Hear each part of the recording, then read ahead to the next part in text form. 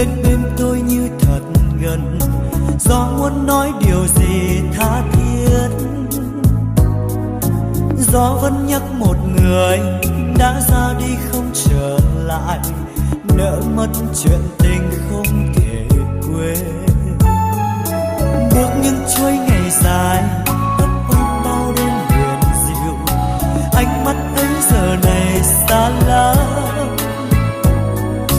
Thoáng phút chốc giật mình, ngỡ như em đang thật gần, gió đánh thức vì tôi ngồi mê. Thắp ánh sáng bước qua đêm thơ, chờ mong ngày mai khát vọng. Và gió vẫn thế, gió mang tôi đi tìm em. Dẫu có lúc nước mắt tuôn rơi như hạt sương bé nhỏ. Gió sẽ hát gì sao, gió ru tim tôi ngày ngày mãi xôn xao.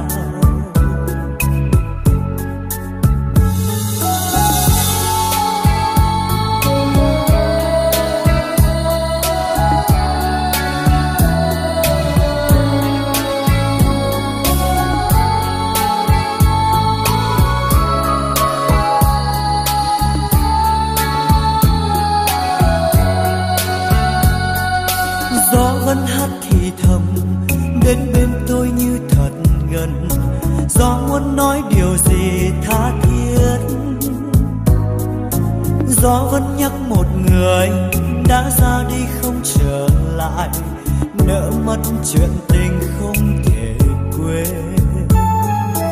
Bước những chuỗi ngày dài